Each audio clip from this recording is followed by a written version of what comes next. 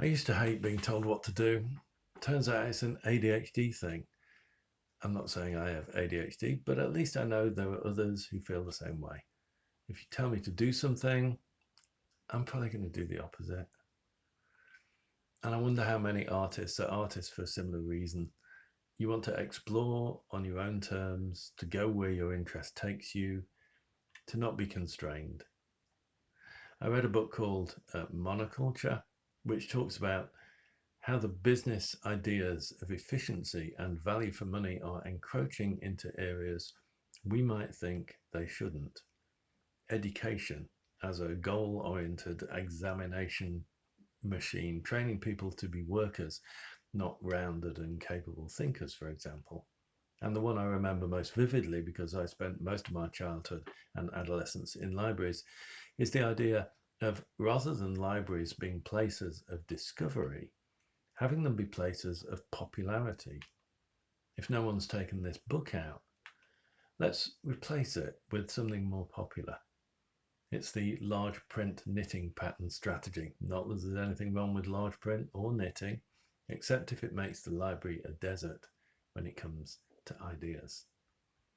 There was also the corporation, which says directors only have one job: to make money for shareholders, and they cannot, I'm sure it's said by law, make moral judgments. Don't get me wrong, I love commerce. My favorite part about it is every transaction is voluntary and it's a win-win for all parties. So if someone has money but no feelings, and you, the artist, have feelings but no money, you can trade and everyone's happy. Love it. No problems with that whatsoever.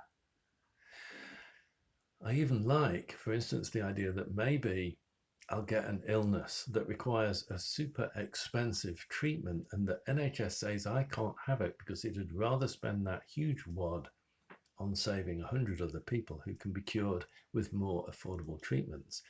I'm happy to die so those other 100 will live. What I have a problem with is it feels like there's only one way to think about things now. Does it make money? Is it efficient? And that removes our humanity, and in doing so enables so many things done in its name. Intensive farming is the one that gets me most, but climate change is the obvious one. It feels like we're on a runaway train to oblivion. So when you think about how to sell your art and you turn to Instagram, I've detected less and less support for it among the artists I'm working with over the years. It feels like the algorithm wants too much work for so little reward, and that's capitalism. I always feel like the whole point of being an artist is not to be a factory worker, not to have that mentality, not to churn out. So I wriggle on the hook of an Instagram that wants contributions every day, come rain, come sun. But also, you as an artist don't get to fanny about and expect everyone else to pay for it. People are not going to pay for you to eat toast or walk the dog, performance artists accepted. As an adolescent, I cycled to experience communal life at the teachers' commune near Bangor. And one night they asked me what I wanted to do, and I said, well, I was going to hang around on the dole.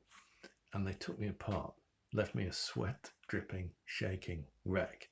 See, in a commune, you contribute what you can. You don't rest back on what others are doing. And I think that applies to wider society too.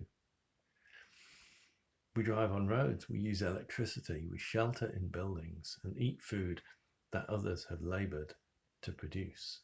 Perhaps previous generations have built. Even the paints and brushes you use, we don't morally get to just use all that and not give back. I think we're obliged to contribute our skills, experience, and ability to society to make it better for everyone now and in the future. Now, you can be a pure artist, follow your nose, not care about commercial considerations. That's up to you. I think it's a privileged position because you obviously have sufficient income. And I think in that case, even if you say, well, it's your money, you've worked hard for it, no one ever gave you anything, I don't really care about that. You think poor and disadvantaged people don't work hard? You know, you came out well, congratulations. I think you have an obligation to give back. So what is this giving back as an artist? What does an artist contribute to a society that gives us so much? Well, surprise, surprise, for me, it comes back to values. If we're blinded by so much monoculture to other possibilities, it is values that are able to show other ways of living. And you, as an artist, can help people see that this isn't all there is. That's why I want you to escape the Instagram art fair world and develop your own way of selling your art, or at least do those things and only those things extremely well. Having established your main value, what you ultimately stand for with your last breath, if that comes through in how you live your life, when it's there in your art and it's there in your marketing, you're a shining light. Now, some artists worry about being constrained. I think values give you freedom. When Beefheart said his saxophone had run out of notes and turned to art, he was still Beefheart.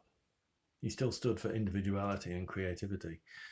So if you stand for example, human connection, everything you do that furthers that value is fair game.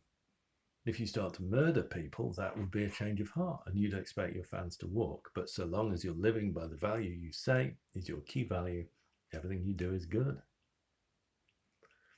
I'm always learning from diversity work, activism and relationship stuff. And one of the things that's come up a lot in recent years is setting boundaries. Living by your values leads to that. It means when this weird monocultural capitalism knocks at your door, maybe you can't be bought. So that is what I've got for you. Freedom to be you, the clarity of you, the strength and determination that is you, the path that is your path. I feel like it's time to get practical. I'll do that in another video. I'll see you then. Stay safe. Sell out.